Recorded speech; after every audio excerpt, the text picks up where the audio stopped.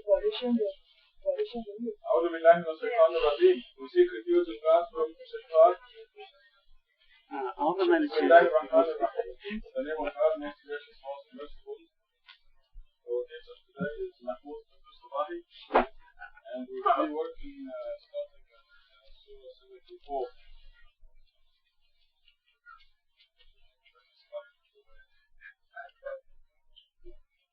Bismillah ar-Rahman ar-Rahim. Before starting the surah, I think in the tradition of teachers and students, I'm going to have a pop quiz next week on what I teach today, so that the ones who sleep, and you'll find out about who is listening and who is not. I think maybe tonight is about the anniversary of the time that I came to the mosque last year. Or it is close, because I know it from the NBA playoffs. When I came the first night here, there was a gentleman here with a small TV. He moved to Detroit, I guess, and he had the Lakers and I guess Detroit on TV. So it's about a year, more or less. God has His ways of reminding us of important dates. And this is a very tough surah that is given to me. But given the fact that God is the teacher of Quran, I ask Him to help me tonight, hopefully to be able to do a good job of what I understand from this surah, basically. And then I'll give you my views and whatever you think about it, and it can be discussed. أعوذ بالله من الشيطان الرجيم. بسم الله الرحمن الرحيم. One more thing that I have to add. I've divided the surah in different parts. I have gone through the whole thing and tried to see what the overall point of the surah is, and whether I can divide it in different parts that could help us understand it better. The first 7 verses of the surah, starting from 1 until 7, it seems to be like the instructions that God is giving to a lot of people think to Muhammad, and we know that it is not only to Muhammad, it's to everyone, and especially to what we know about the code right now. So start with the first verse. O you hidden secret, come out and warn. Extol your Lord, cleanse your cover, forsake what is wrong, be content with your Lord, steadfastly commemorate your Lord. These 7 ayahs, as you see, God is instructing or ordering the secret.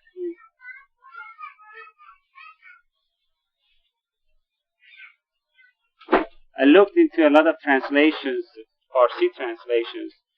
All of them almost unanimously translate this as, "Oh, you, the person who you have covered yourself with some clothing or something," which they have taken it literally as someone who is under something covered, which they think is Muhammad, and this is towards him, telling him that, "Oh, you Muhammad, you hidden secret, come out and warn, start your mission and bring your message across." Especially this may be the 3rd surah that was revealed to Muhammad.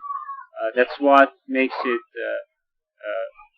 for a lot of people to believe that this is directly for Muhammad. But now that we know that Quran is for all times, that doesn't apply to Muhammad. It can apply to anyone, and it can apply to what we believe is the messenger.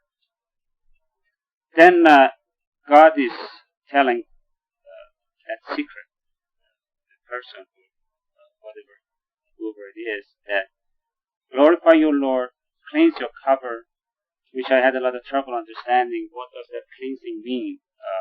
It could be a lot of people in Farsi translations, they have taken it as cleaning your clothes, because you want to pray, you want to go to talk to God, so you have to clean your clothes from whatever is on it, so that it's clean and nice but basically it could mean that it is about the secret that cleans the message, cleans the Quran for the religion from whatever it has been attached to it during these 1400 years.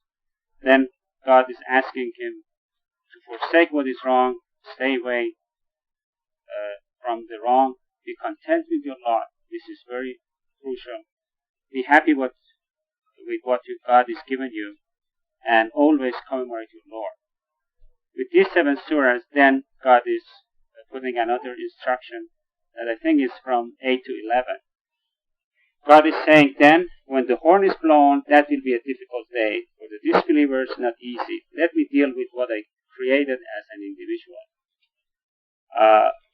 God is here in these ayahs 8 to 11 is telling the messenger that when the horn is blown, which is obviously referring to the day of judgment, which is going to be a difficult day for the disbelievers and a good day for the believers, he says that's not going to be an easy day for those, and let me deal with those. And this is a very interesting ayah to me, at least. Let me deal with what I created as an individual. Sometimes we take it upon ourselves to deal with those who are disbelievers or who happen not to agree with what we say, and we try to deal with them or make judgments. And I think this is a very good verse that here God is telling us that let me deal with those. Don't worry about those. I'm going to deal with them. You worry about what you're supposed to. Then from these instructions, the first part, if you look at it, it's all in present tense. It's like the instructions telling him what to do and what not to do. And then from 12 on, it starts with, I provided him with lots of money. I provided these, which is referring, I believe, to the disbeliever, those individuals that God is saying that I'll deal with them. I provided him with lots of money and children to behold. I made everything easy for him, yet he is greedy for more. He stubbornly refused to accept these proofs. I will increasingly punish him. For he reflected, then he decided. Miserable is what he decided. Miserable indeed is what he decided. He looked, he frowned and whined, then he turned away arrogantly. He said, this is but clever magic. This is human made. I'll stop at 25 because I think between 12 and 25 we have a very interesting description of a disbeliever. God is teaching us and telling us that He has provided those with lots of money, something that people tend to take as a measure of happiness, as a measure of success. And since God knows that, which is something that human beings are used to, He says that I provided him lots of money. And then children are second to money here as something that everyone knows that how human beings love to have children. And so this is another blessing from God, that in addition to money that God provides for everyone, He provides children. And then He says, I made everything easy for him, just to test him, I guess, to make sure that everything is provided for him. He says, I made everything easy for him so that he can reach whatever he likes to. But he's greedy for more. Human beings are greedy. You never are content with what you get, what God provides you, unless you learn to believe in God and to be happy with what you have. This is something that especially for younger generations, my own children, we always have this discussion that, why don't we have more? Where is it? So never ends. The more you have, the more you want. You can see it everywhere, especially in this country, which is so rich.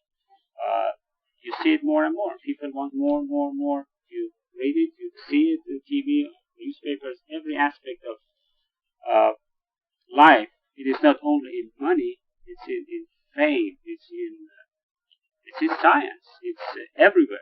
There are people who are greedy. It doesn't matter what it is. They're greedy for more. They are not happy with what they are. There's a difference between being greedy for more and being trying to reach your potential. So you shouldn't mix those things up. You have to work hard. God loves the people who work hard, and you can reach higher grounds. But you shouldn't. You always have to commemorate and remember what God tells you, which we have it at the second part of the surah, at the later part of the surah. He stubbornly refused to accept these proofs. God is referring to the proofs that we are going to go to it later on, that he stubbornly refuses to accept those. And we know, we have seen people who do this. I will increasingly punish him. Now God is telling us that what he's going to do with those disbelievers. I will punish him, and the reason is that he reflected, then he decided. Miserable is what he decided. Miserable indeed is he. God is again is stressing of the fact that this decision of not heeding the warnings and learning and believing in God alone is a miserable decision. He looked, he frowned and whined, then he turned away arrogantly. He said, "This is but clever magic. This is human made."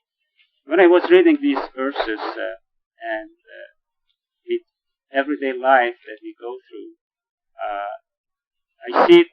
It's real. It is every day. It's not something that only may have happened to Muhammad or God was telling to Muhammad. This is something that happens every day, especially since with my background, coming from a religious family, Muslim family, living in Iran, and coming to U.S., getting education, going back during the revolution, and thinking that this is what we wanted, Islamic country. This is what everyone wanted. We were looking, we were striving to have Islam as part of our country, as part of the government. And it has been a tradition. I'm going to just get away from this for a minute, which I think is something I have thought a lot about it, and I think it is something that would be fine if I shared with you. We went back home in 1979, which was right after the revolution. I love to go back because this was something that we love to see, an Islamic government, everything according to what we had the knowledge of Islam, is the religion of equality, justice for everyone, and so everyone was happy, and 96% of the people voted for Islamic Republic. That was a true vote that happened in that time. And my job was to teach in the university, and the university was the source of the center of all the action, the intellectuals, the educated people. And because of the Islamic background that all of us have in Iran, in addition to people who were leftists towards Marxism, there were a lot of groups who had Islamic backgrounds and wanted to have an Islamic government, but they didn't know what it is. How God wants to run this country, if it is what he really wants. But every group, there were maybe in a time, I remember there were maybe 10 different Islamic groups, everyone with a different interpretation, not of Quran, of something that they thought is from Quran. Because now I look back and I see that how far we have been, how far I have been, how far those people have been from the truth. Because now that I go through this, I still don't know much about Quran, but when I read more, when I come to studies, I see that this is a different story. And over there, which I think is a good example of what is happening in all of the Islamic world, is that people take their own understanding, which is not complete. They don't have access to the Arabic. They have access to lousy translations, And one interesting thing that I read recently was that somebody mentioned that people try to interpret Quran or translate Quran based on the Hadith. They mean they adjust the Quran translation or understanding to the Hadith, that vice versa. And this is a very true thing that happens. But anyway, during these times, always wanting more from Islam, wanting to know more from Quran has been something that, especially the younger generations after Dr. Shariati wanted to know. But unfortunately, there is no way that you can reach these things. You can reach the point to see what is really in here. What happened is that people started to think twice after what happened, after 2 or 3 years after the revolution. Everybody started to blame Islam and Quran and whatever is related to it.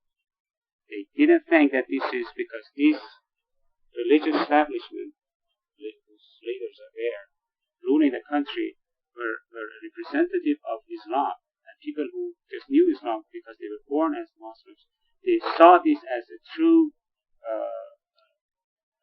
representation of what is really all about. When you say Islam, you stone a woman. If you see Islam, you execute someone without any trial. If it's Islam, they can search you without any warrant, anything. They can take you, kill you, and so on and so forth. So what happened was that after 5 years, which I was eligible to come from Sabbath, 4 years after I came to US for a presentation of a paper to a conference, then as a matter of fact, I came to Tucson to visit a friend. Then went back home and I told Eric that I have to go for sabbatical leave. I'm sick and tired of. I want to learn more science, so I have to go. So I started to look for sabbatical leave is something that everybody who works in university after so many years is eligible to go for extension of their education or catching up with the science, to update their knowledge. After the revolution, they have completely demolished it. But when I went back home, I said, Mary, we have to go. Whatever happens, we want to go, we should go. And God knows now that I know, after a few months, they passed the rule that now people can go. And since I was one of the older, at least at the time, had more experience at the university, I applied and was accepted. It was a big, long journey to come to U.S. And we almost stopped in Vancouver, but things worked out, and thanks God we ended up in Tucson. But when we came here, one thing that I didn't want to hear about was Islam, Quran, and everything. The reason was that I saw the brainwashings that were going on in schools. I mean, my children in school, and it was a dilemma. What could I teach them? What is being taught in the schools? And what contradictions and what problems and what dangers are involved. So anyway, we came here, and I remember one day one of these Jehovah's Witnesses came to the door and talked to her. She couldn't refuse, and she thought she's so nice. She talked to them, and after they kept calling, and she said, "Mahmoud, talk to them. Tell them we don't want to hear it." And I said, "You invited them. Why should I?" So anyway, one Sunday morning they showed up at the door, two very nice ladies. I opened the door. I had chain on. I said, "No, we don't want to talk to you." The lady insisted. I felt bad. I said, "Okay, let's make an arrangement for another week." So anyway, one day they came in. I sat down with them and said, "Okay, I listened to you. Give all of your things." She started, giving all the sermon of what she wanted to talk about, and I said, "See, I'm coming from a religious country. I have lived 5 years under Khomeini. I have decided that I'm going to be away from any religion for the rest of my life.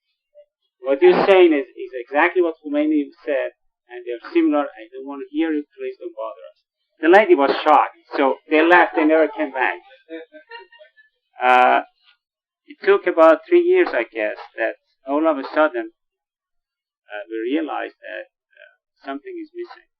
And the missing part was that I saw my children growing, and I had the privilege to be raised in a religious family, to learn this either from school, either my parents see them, and practice religion. But And we looked around and said, God, something wrong is happening. And I knew that there was no way that I could go anywhere else. And I didn't know about this mosque at all. Somehow Mary found out about it, and she said she came sooner than me, as a matter of fact. And then one night she said, okay, let's go, try it, it's not going to hurt. And I came a few nights, and I listened.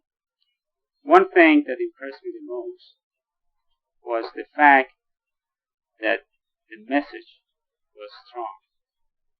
Worship God alone, forget about everything else. And one night I remember I asked, because I had heard from other friends that, this is the person, which was Dr. Khalifa, saying he's the messenger of God. How can it be? We have Khatam al-Nabiyyin, it's impossible that somebody else would be.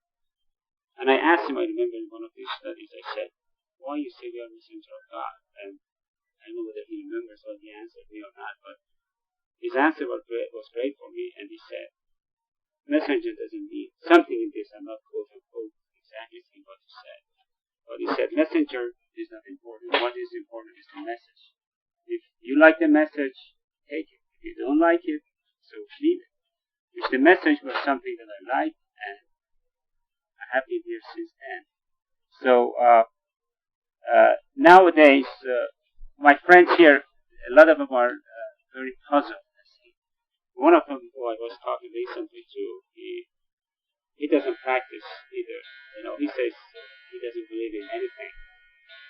But one thing, very interestingly, he asked me, he said, why among all those mosques, you go to this mosque? And I said, what does it have to do with you? Because you say you don't believe in God. He didn't say he doesn't believe in God. And I pushed him. I said, okay. You say you don't believe in God? I said, no, I believe in God. He was scared to say that. But he said, Muhammad wrote Quran. He just wrote it himself. He did everything. And these are all a bunch of his word nonsense. I said, that's your thing. But why do you worry about what I go and where I go? And he asked me, why don't you go to the other? And I said, I hate this kind of, I have seen those and I can't take that kind of, I have practiced, I have seen those, and I know what the consequence of that kind of understanding of Quran is. But these, going back to these verses that I have here, 22, 23, and 24 and 25, that's exactly what I hear. This is, we used to hear it back home, but usually we wouldn't get into discussion about these things because religion was there, we were there, and everyone was happy with their life. But now it is something that people pay attention to. They're surprised. Why you go there? Why do this? Why? What is this? Is all exactly what God is saying. That they say this is clever magic. This is human made. And then God is saying that I'll commit him to retribution. What retribution? Thorough and comprehensive, obvious to all people, and over it is 19. I'm going to stop here, catch up my breath, and see because if I go like this, I can finish in 5 minutes. I haven't prepared the next surah at all, so this is tough. So I'll stop here, and as they say, open the floor for discussion or comments. Or don't ask me questions, but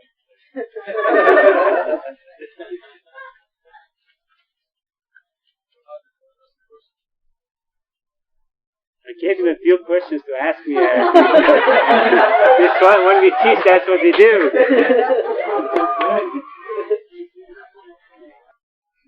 Any questions? Okay, let me open the discussion then maybe this will start something. Dr. Sabahi mentioned about when God provided him with lots of money and children to be home, I made everything easy for him, and he's greedy for more. There's a very famous saying in this country that you never have enough of money. You never have enough. And it's very true. You come close to some of the richest people in the world and they don't have enough. I was listening to Sammy Davis Jr. the other day on TV. He wrote a book called Why Me? and he's making the rounds on all the shows and the radios and so on. And I found out that 6 years ago they put a lien on his house. Here's a man who makes $1 million a week. He put a lien on his house because he lost everything in gambling. He worked in Las Vegas.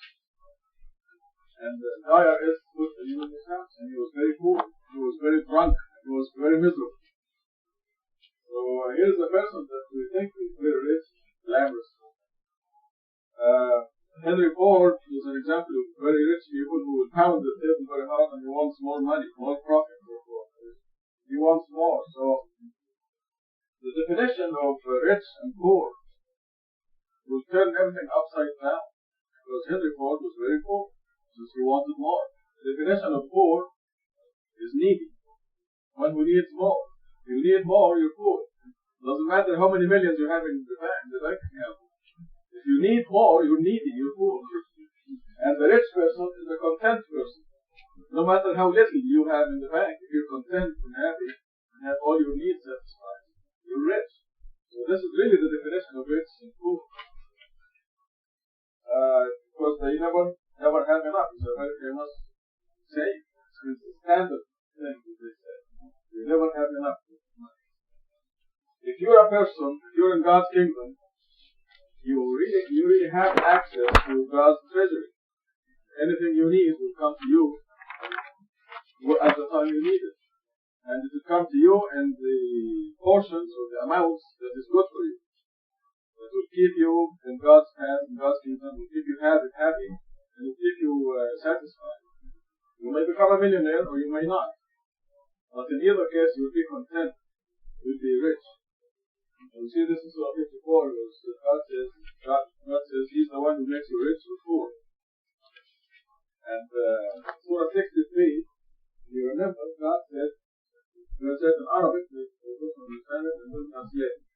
He said, وَلِلَّهِ الْعِزَّةُ وَلِرَسُولِهِ وَلِلْمُؤْمِنِينَ وَلَكِنَّ الْمُنَافِقِينَ لَا يَعْلَمُونَ. Says all dignity, or all power, or all richness, all contentment belongs to God, to His messenger, to the believers. But the hypocrites do not know. So, if they look at your bank account, they may not decide you're rich, but you're really the richest person in the world. You have all your needs satisfied, you're eating as much as you can, and you're dressing as much as you can, and you're perfectly happy, and what you eat you enjoy. So, this is this is very significant when God says, I gave him lots of money, but he's greedy for more. Because if they are disbelievers, they are poor, no matter how much money they have. And you always remember how miserable Howard Hughes was. That's why he's billion.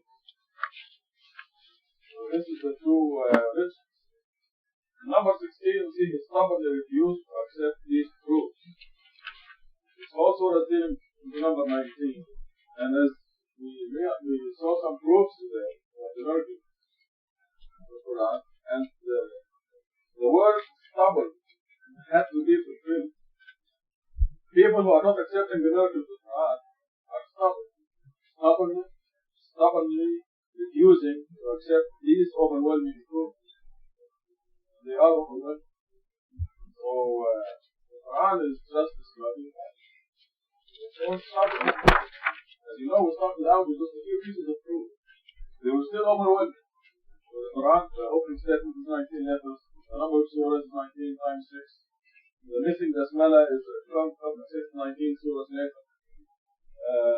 This is very simple.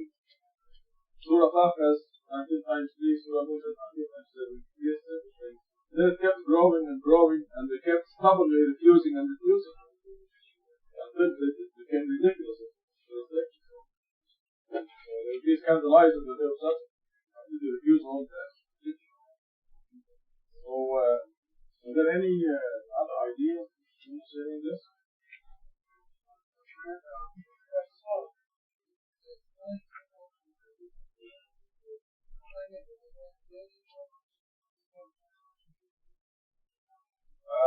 I look at this as the whole surah as talking to the number 19.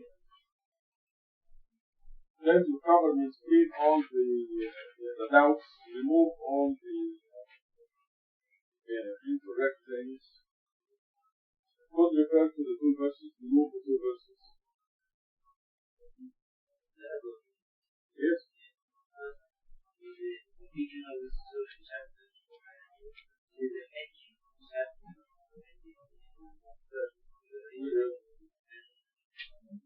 There's no mention of conclusion in the Quran. There's often suggested to us by takes of your love that we should cover because we secretly literally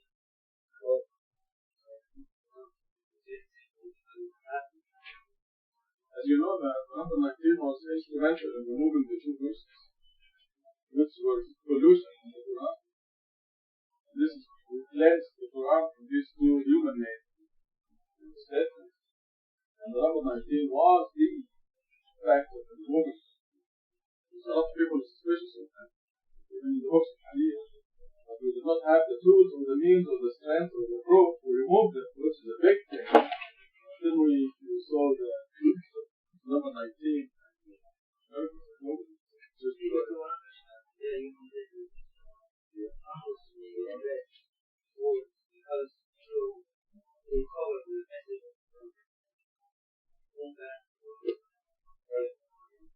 That's fine, but I don't get it as only the person doing the 19. I got so excited that I forgot my notes because I prepared some notes. Referring to that same verse, cleanse your cover, since a lot of Farsi translations have that as clothing, which is libas in Arabic. I tried to see whether there is anywhere in Quran that God refers to cover as libas. I just found one. I think it's 78:10. God says the Arabic is وَجَعَلْنَا اللَّيْلَ لِبَاسًا, which you have to translate it as cover again. We make the night a cover, but the Arabic word is libas, which is what you put on, clothing. But here it's just thiyabika, which I don't know what the Arabic really means, whether it means cover.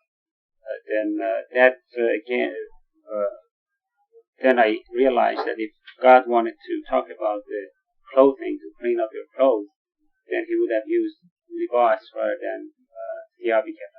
Actually, thiyab also means garment. Does it? Yes, it means garment. But this and the word.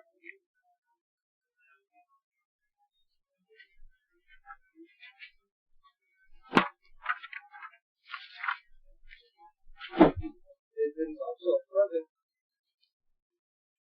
I think a further benefit involved in the Quran is the use of the multi-meaning words to encourage disbelievers to have different interpretation of the same verse, for example. And the Quran says that. It says that's the mechanism by which God misguides the disbelievers. So let them blunder in their. There was also a dilemma here that this surah, the hidden secret was hidden for 14 centuries. Right. So what will the people do before the discovery? Exactly. I mean, this is also the والعبد بعد ذلك الحق. The word the haq also is a multiple word because God is so merciful that He even has respect for the idiots that do not know that Earth is round and they think it's flat. It's not multi-meaning. No, it also means that Not one meaning. doesn't the ha means No. in I was going to say, it doesn't have multi-meaning. This is one meaning. It's one meaning. They couldn't understand this because it's so obvious. The ha in Arabic is egg. The ha made it that egg. It's very obvious. There is no any other meaning. no, but They couldn't understand this. They had difficulty with understanding of this. They started to interpret this. They said the haha means metha. Metha means the egg, the place of egg, where you put. They said from metha, Allah want from us to understand metha, the place of egg. Make like the place of egg, but Allah doesn't say metha. They interpret it by force. but isn't that true that Dahi also means fast? No. There's say town. No. So they invented this meaning because they could not. They could not understand. What is this I meaning, see. you know? I see. This is extra. There is a multiple meaning sentence here, verse 29. Yes. Obvious to all the people. It also has another meaning, but this meaning is very powerful. The Quran says, "Yawahad fi bashar." Has two words in this verse. Yawahad, its meaning is to obvious. Yawahad. Yawahad. And the other meaning is burn, to make, to burn. Al-Bashar in Quran, full Quran, Bashar is humankind. And another meaning is not used in Quran, but in Arabic you can find Bashar means skin. They prefer the second meaning. The wahd in Bashar is burning the skin of the human being because of the hair. And they could understand in this way. It's very interesting. But the first meaning, which more dominant, the word Bashar, because the word Bashar is mentioned the second time in the verse 31. And the last word of verse 31 is Zikri Bashar. Zikri Bashar. It is a reminder for the people, full people. But if you look to all interpretation, all of them will translate it as the word Bashar burning. It burns the skin of your body. This multiple meaning. The Quran always gives you, there is a questionable word that will give you an explanation. That's the mechanism. The next verse or the verse before that, immediately before that. It's like when the Quran talks about the Salat prayer being in existence before the Quran. They tell you the Salat at that time was nothing and listening. Just to ridicule the disbelief. But God gives them a word too, actually, in the verse before that, using the same word which was repelling. And by crowding the mosque, they were repelling the unbelievers by doing something to keep them away. It has nothing to do with clapping or listening. They invent this meaning just like that. Easily. Like the Hanamin Latin. I And like Ummi and the Prophet of the God, the Prophet Ummi. They write the word, the Gentiles, they made it into illiterate. And it actually became a word in the language. I know. It's a false word. Ummi means somebody who's illiterate. Yeah, it doesn't mean that. You were saying something? No, I was saying that I was referring to Al-Munjid. Oh, you mean one of the Mufassirs? Yes. Right? They do say that. It's in the encyclopedia. After changing the meaning, they After started to use it. Exactly. But if you look at the big translation, you will see they manipulate this word. They say Naha means egg, that's by difference. Naha means what it should be understood as medha. They force their traditions on the Quran. One of the major things is, for example, for the women to cover their chest.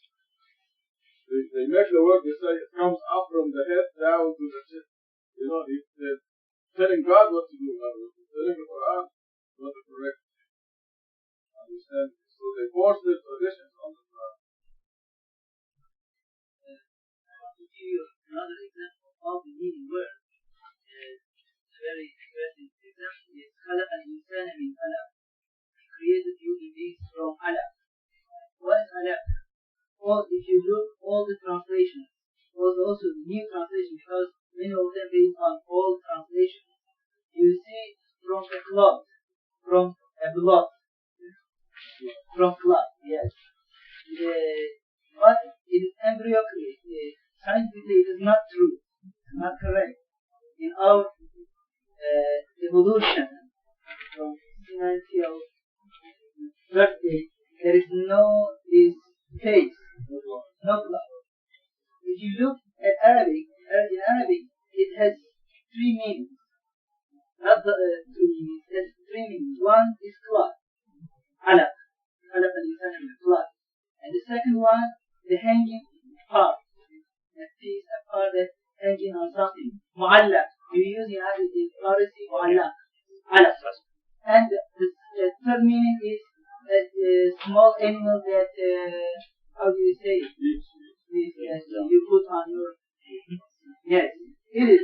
And now we understand, we see that this is the second phase of evolution, and this must be should be translated in the second or third meaning.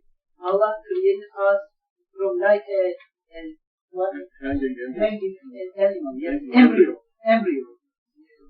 But all people, the previous generation, they couldn't understand in this way. They chose the first option, and they all unanimously gave the same translation. But it's not correct. Well, I have news for you. It's only two meanings, not three. Alaf meaning cloth doesn't even exist. They invented it. It doesn't even mean cloth. They added the new thing. They invent these things as they go. Okay, back to Dr. Sahab. Before getting to 31, one comment about what you said about the disbeliever, how miserable they are and they don't know it. 29:54, the verse says, "They challenge you to bring doom, though hell is actually surrounding the disbelievers and they don't realize it." So this is another verse that I found that relates to what it is really. It's a continuous matter being in hell that starts from here and then continues to the day of resurrection. Verse 31 by itself, it is all in present time, in present tense, sorry. "We made the guardians of hell angels, and we assigned their numbers 19, in parentheses for the following reasons: to disturb the disbelievers, to convince the Christians and the Jews, to strengthen the faith of the faithful, to remove all the traces of doubt from the hearts of Christians, Jews, as well as the believers, and to expose those who harbor doubt in their hearts and the disbelievers. They will say, 'What did God mean by this allegory?' God does send astray whoever he wills, and guides whomever he wills. None knows the soldiers of your Lord except he." This by itself is a huge chapter. First I tell you about the translations that I saw, and it is very interesting when I look at them, is that everyone translates, most of the ones that I saw, translate this right. They say, "We made the guardians of hell." Exactly, they say the guardians, the ones who are guarding the hell, 19. And this is for these reasons: to disturb the disbelievers, to convince the Christians and the Jews to join to accept that this is a divine scripture, and to strengthen the faith, and so on. But none of them relates this part to the beginning, the rest of the 29 verses that are preceding this. So they isolate this or translate it as if there is no relationship between this and the hidden secret that God is mentioning at the first. What would it mean if God was telling Muhammad, "Okay, come out and give the message and warn," while he's telling that there are 19 angels, and this number 19 is a secret. It is something that we have put in there to disturb the disbelievers. The first thing that God is saying is that to disturb the disbelievers, because when you go to them with this, I haven't done it yet, so I don't know how the reactions is, but I can imagine how they would react. And seeing what I have seen here is that it really disturbs them. So they try to avoid what is the logic. This is a logic. This is a mathematical code. This is something which nobody can say it is something that made by Rashad Khalifa or whoever else. It is something which is in there, and nobody can deny it. So it really disturbs the disbelievers. And then to convince the Christians and Jews, which is clear by itself, to strengthen the faith of the faithful. This is very crucial, at least for me, because usually, especially the educated people who go to college, if they go further and do more and more, all of a sudden they look in the mirror to themselves and say, "Wow, this is me discovering all these things, finding all these things," and you start thanking yourself in the mirror that, "Wow, what a creature I am, that I'm doing all these things." And slowly you can really lose your faith. You start questioning how can God do all these things? Especially for me, a chemist, I was thinking, 20 years I've been doing chemistry. And it is a wonderful field, and it is so amazing that for me, I look at it and I say, God, how could this happen? But coming back and reading Quran and trying to understand it, it gives me more the feeling that no, this is real, this is scientific, this is something that God has created and left for us to use for our everyday life. And 5, to expose those who harbor doubt in their hearts and the disbelievers. To expose those who harbor doubts in their hearts, which here clearly this is about the hypocrites, that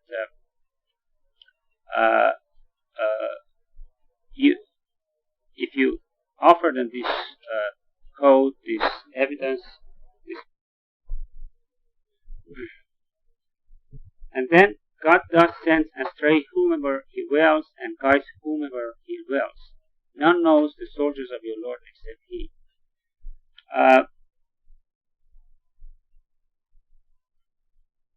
Going back to what I mentioned about at least my own experience and the question of number 19, from the day that I came to this mosque, I heard about it and I saw it and I saw people talking about it. But it didn't catch up with me. The reason was that, as I said, I had the background, and also in every day of my life I see so many signs. As I said, I do chemistry, and I see what has God created and how this complicated system works. At least thousands of chemists and scientists are trying to find out how this system works, and still there are years and years away from understanding it. So to me, it wasn't unusual that there's such a code would be in Quran, but it was something, as I said, that gave me the support that I needed to know that if I confront somebody who is scientific, who tries to take me out with science, then we can get into real science and go to mathematical code and say, okay, this is what it is. And another thing that I have noticed, I have to mention it here, is that the mathematical code is great, as it was said in today's khutbah. It keeps going on and going on, and what I have noticed, sometimes people take, I shouldn't say abuse, but using it too many times for little things. You know, if I see something happening outside, it happens to be 19 cars.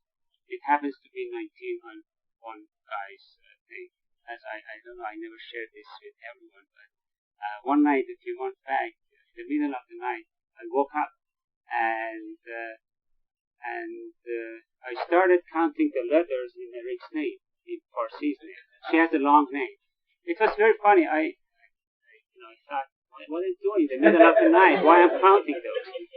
So honestly, this really happened to me. I'm not saying this is, but I counted them and it was 19.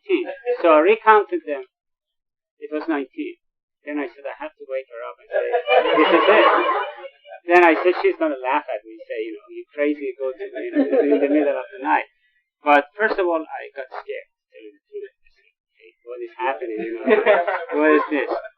So finally, after half an hour, I didn't wake her up and went back to sleep. In the morning, as soon as I got up, she was in the kitchen. I went to her. I said, Mary, there are 19 letters in your complete name. She started laughing. She was dying, and she said, come on, don't joke. I said, honestly, this is what happened to me last night. And so we sat down and counted. It was 19. But whatever the reason, I looked at it as a coincidence. I wouldn't, because I think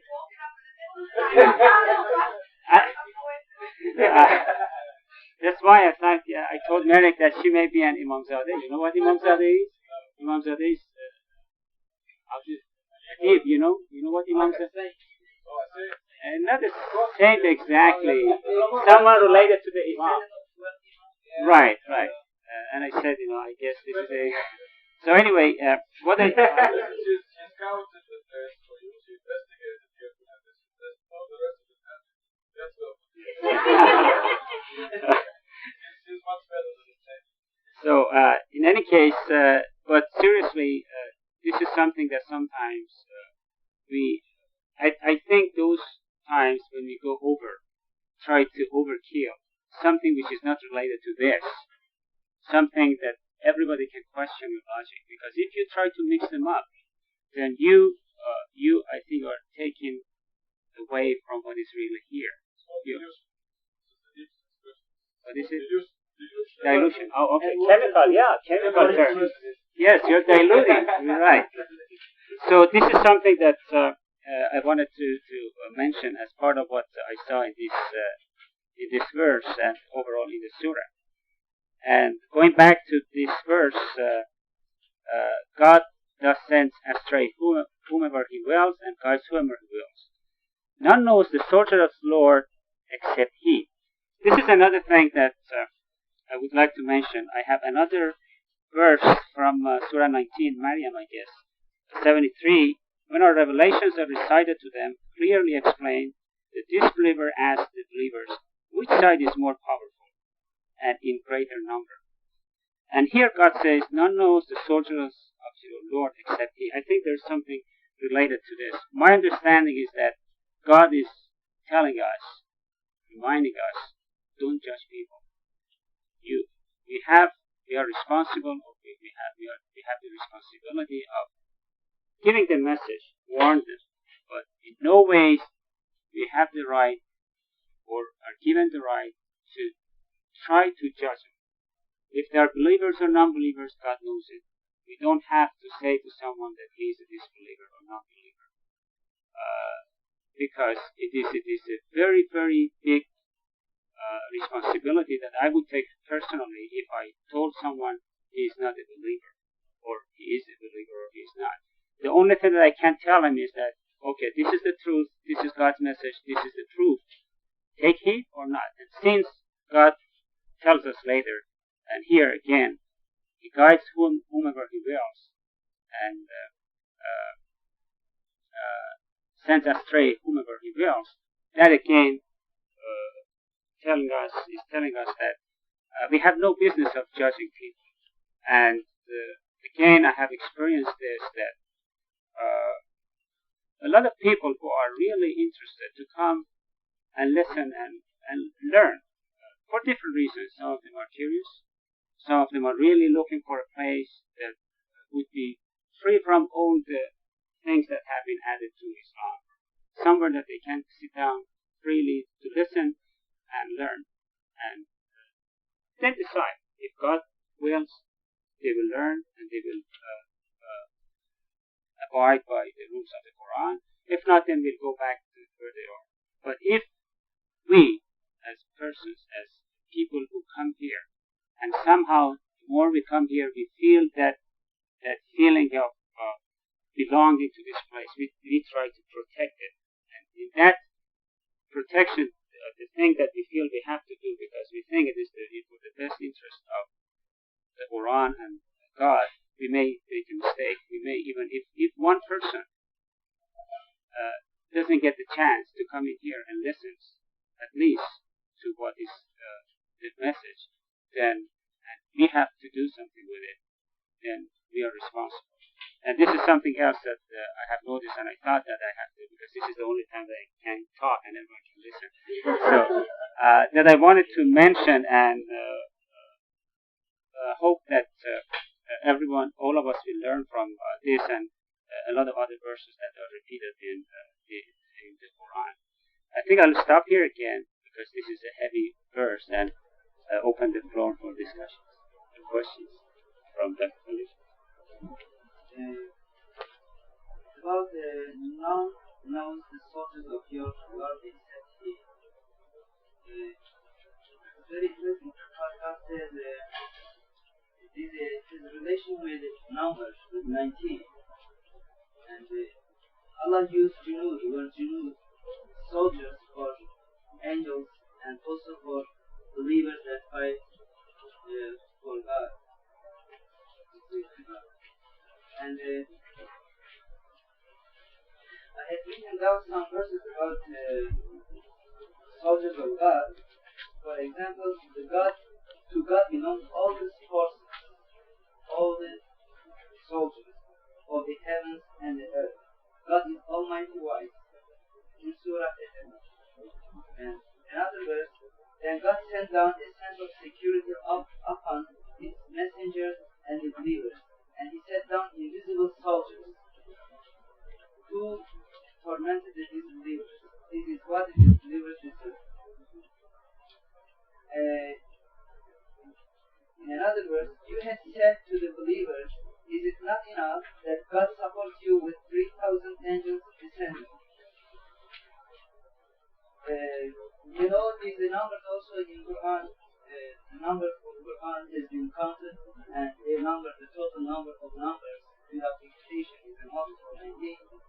If you add these numbers and to another number, and it will not be multiple of 19 unless you add another number that mentioned after this verse. If you steadfastly persevere and work righteously, then they attack you, your Lord will support you with 5,000 well-trained angels. If you add these 5,000 also, the total of full numbers in Quran without calculation becomes multiple of 19. From this we can understand that God has many kinds of soldiers, many kinds of forces. One of them is number. And the full number we cannot know the greatness of this number. And also the kind of soldiers of God. What kind of soldiers does God have? And here I think Allah mentioned that number 19 also one of the soldiers of God, and you don't know its strength and its limitation.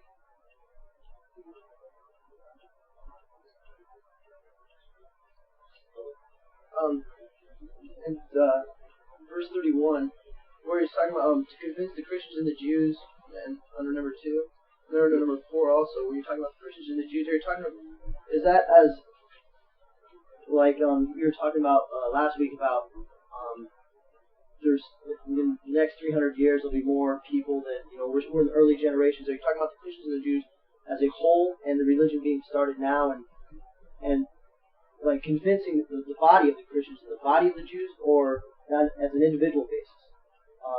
Both individuals and as a whole. Because the Christians and Jews wonder, is the Quran the word of God or not? And the people who may come across it and read it say, is this a scripture? Is it from God? Is it Muhammad made or what? Right, but then so the mathematical code of conversion removes the doubts. Right, that's an individual basis. But what about as like I guess I look at a lot of religions today as organizations, political organizations rather than faith. When you start talking to individuals, this will reach the groups as well. Groups, nations, communities. The trip of 1,000 miles begins with one step.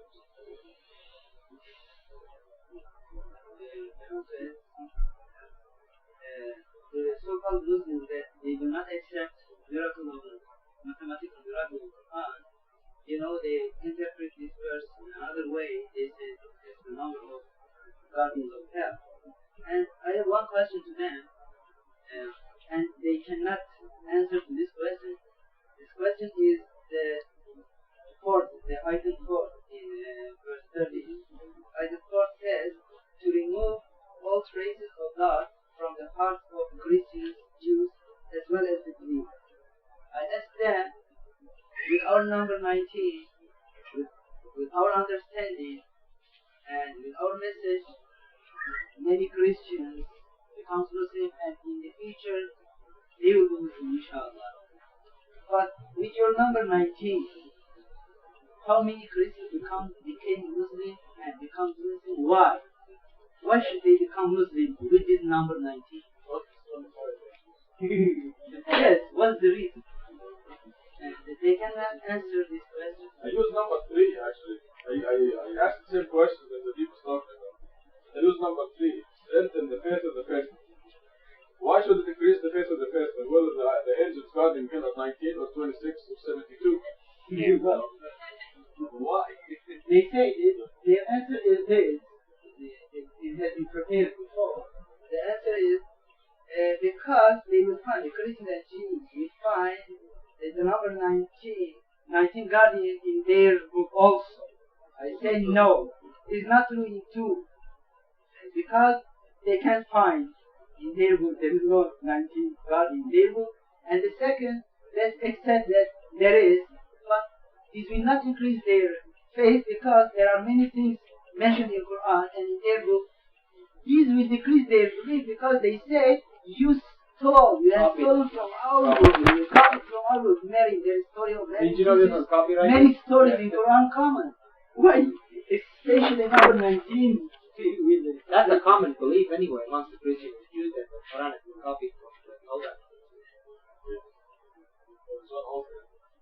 But this was what the Deep mentioned, was one of the ignorant tafsirs where they said it must be that 19 guardians and hell is also mentioned in the Bible. Yes. And when the Christians and Jews see this, they say, oh, the Quran must be correct. But there's no such thing in the Bible.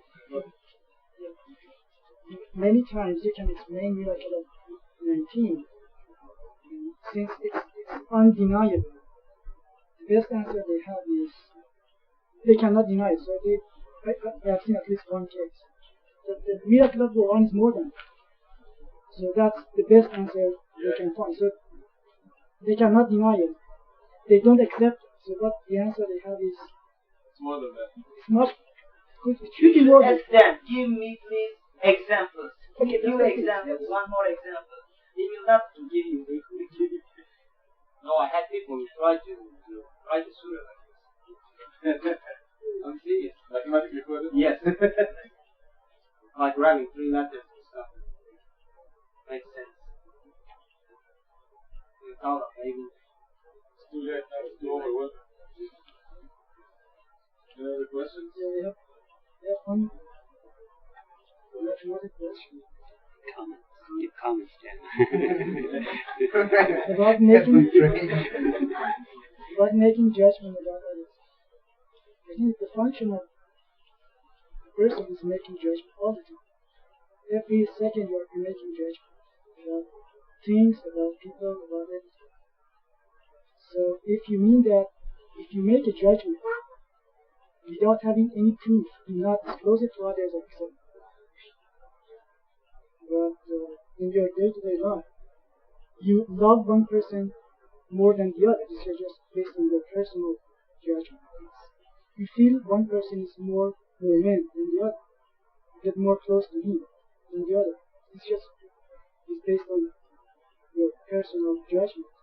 But I agree that if you don't have enough evidence, you should not disclose it to somebody else that this guy is not a mu'min, that this is legal. You don't have enough evidence. Or you cannot prosecute. That is the function of God. God will prosecute or make judgment, final judgment on any whoever he wills. If that's you mean, that I definitely agree. But personal judgment, you are doing everything. Yes, this is a very important point because they make a big deal here about don't judge. Well, you cannot say the person going to heaven or hell. This is what you cannot do. Because people change. They may change tomorrow. When Dr. Sabah himself made a statement that somebody doesn't believe in God, it's a statement of fact. The person himself says, I don't believe in God. But we don't know if this person is going to hell or heaven, because tomorrow he may believe better than me. So this is where you cannot judge in that respect, but you can, like you said, you make a judgment all day based on the Quran set criteria. The person himself says, I don't believe in God, you can say, this person does not believe in God. And this is not judgment. You can say if he continues like this and dies as this believer in God, he will go to hell. That's what God said. You cannot say this person is going to hell or heaven without any basis. This is changing the constitution. Even cannot disclose it. I think it's not good to disclose to somebody else.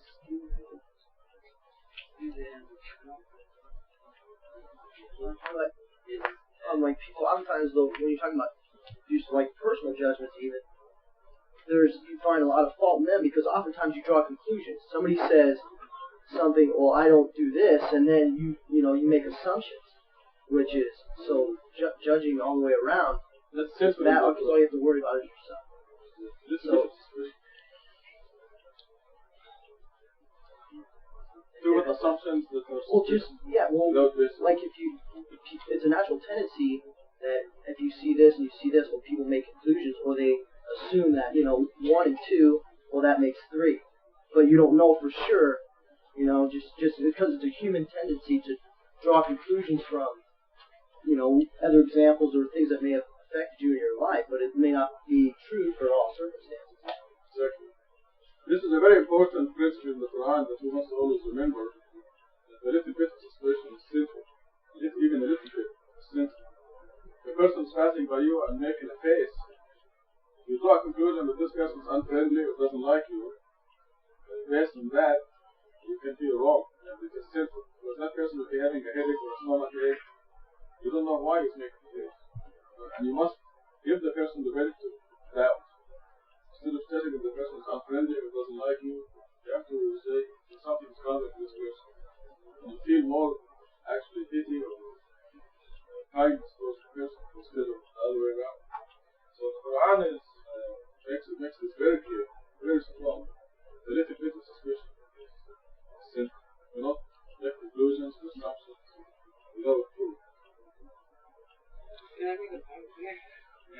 Like some people think that if a person doesn't come to the mosque and prays like in the afternoon, some people come at 12 and some of us cannot come.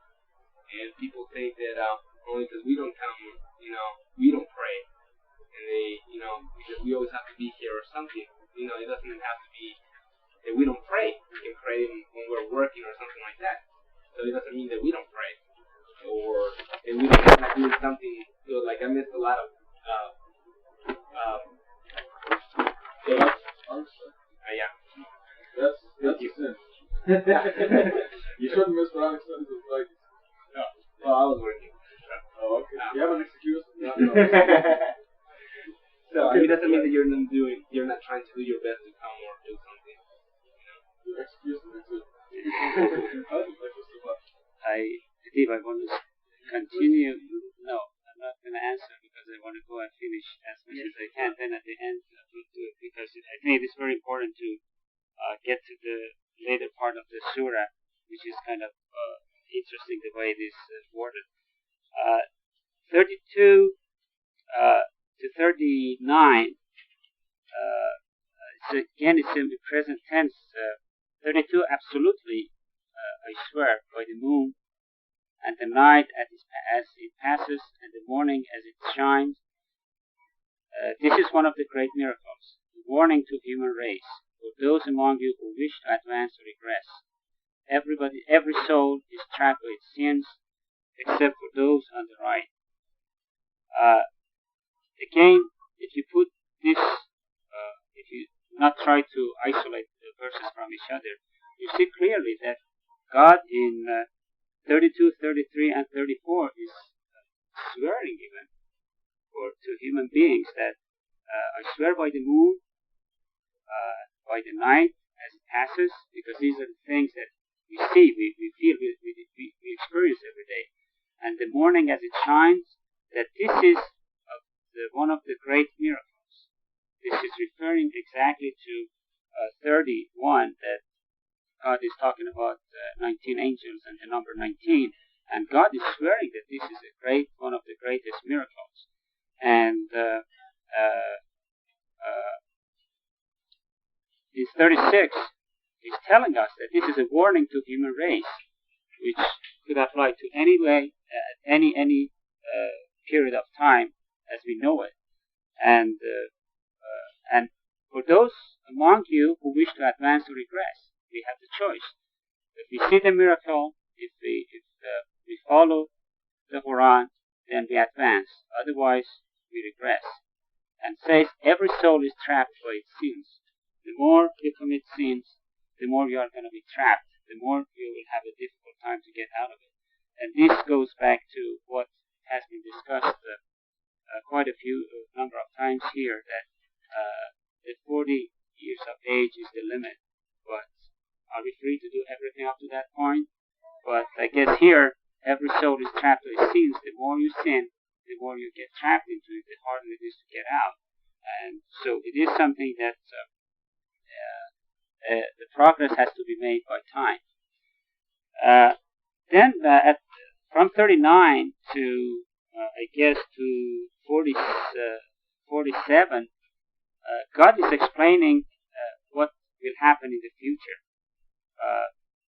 Except for those on the right, while in paradise, the one who was on the right, while in paradise they will ask about the guilty, what brought you to this retribution? They will say, we did not observe the contact prayers. We did not feed the poor. We blundered with blunders.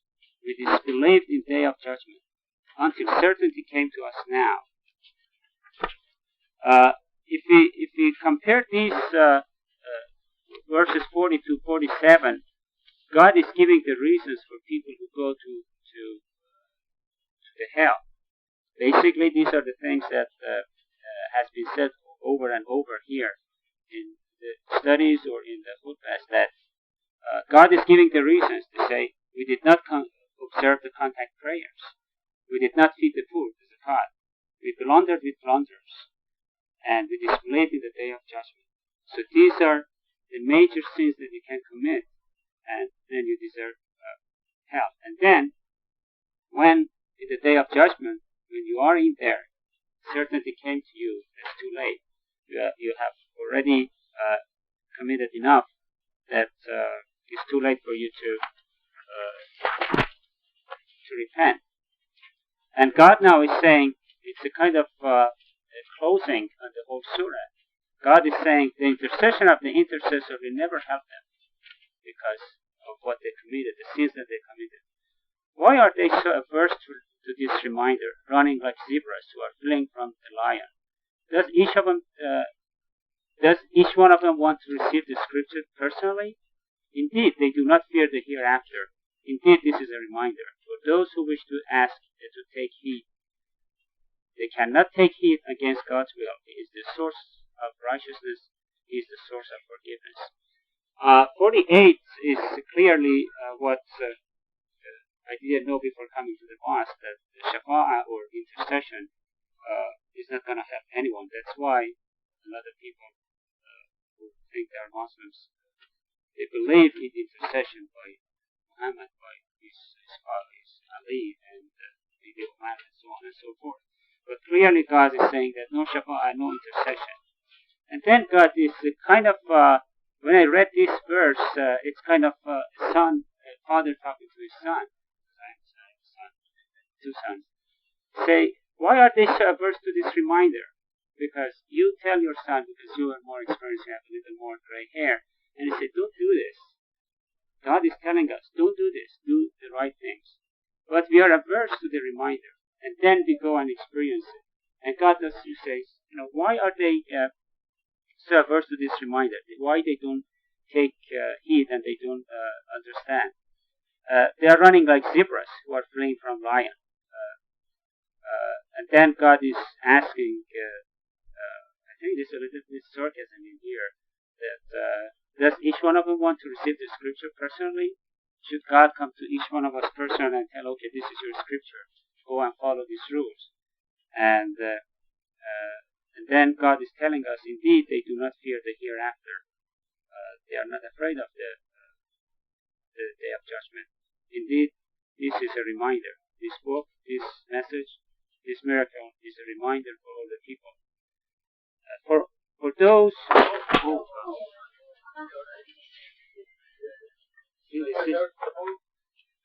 I think it came down on him.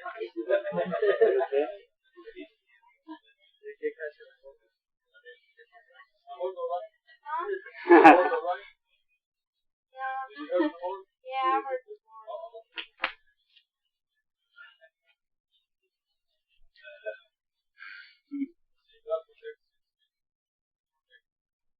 Yeah, should that come down to me?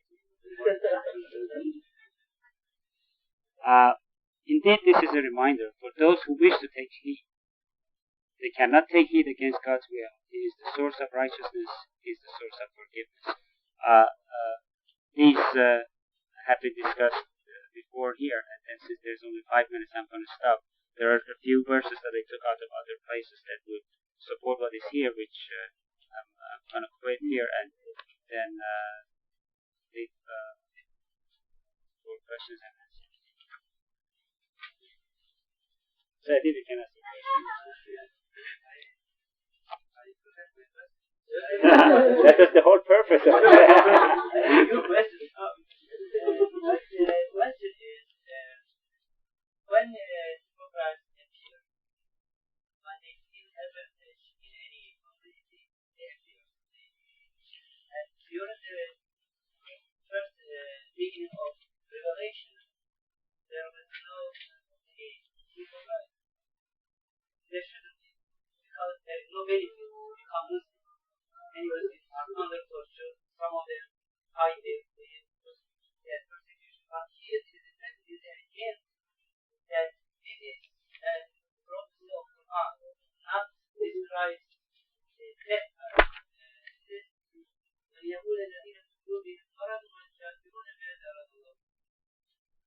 So, to expose those who harbor doubts in their heart, the people who had disease in their heart.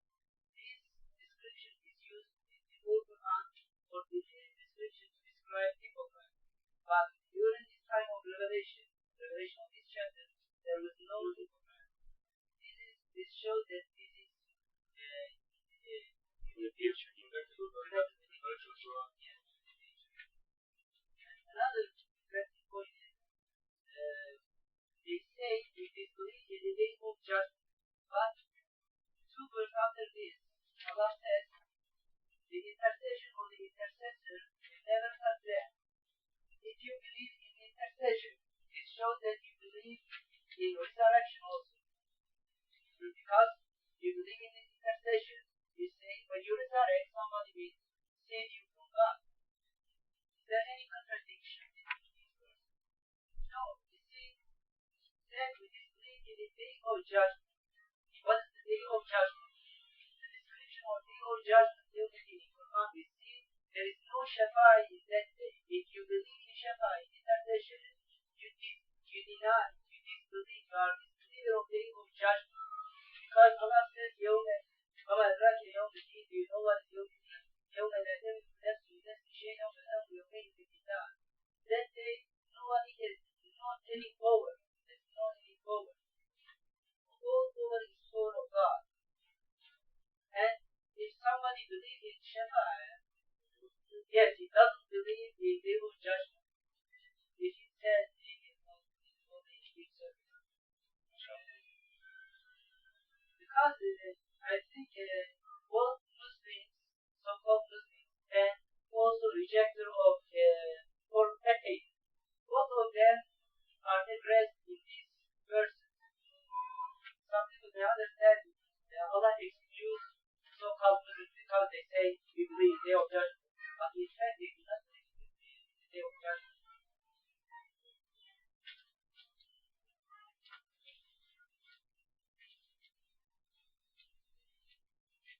You understand at each point about the hypocrites, that the hypocrites show up only later when the true message from God is strong and generally accepted.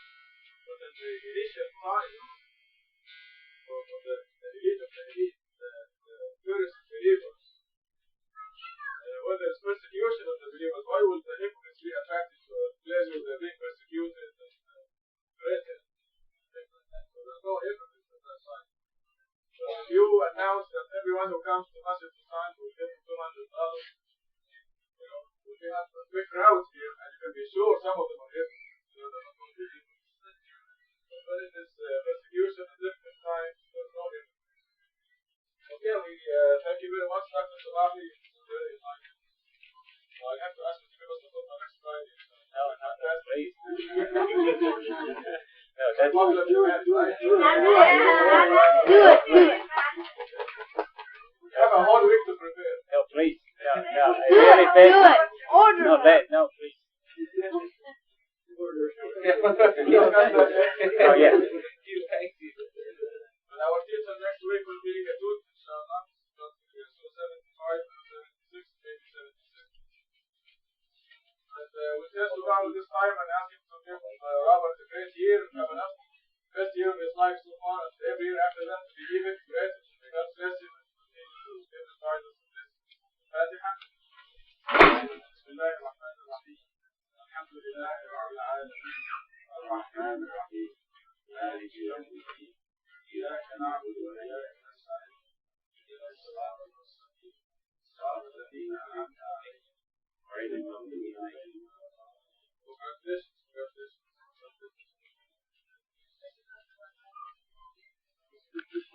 Yeah. Some vibration going on.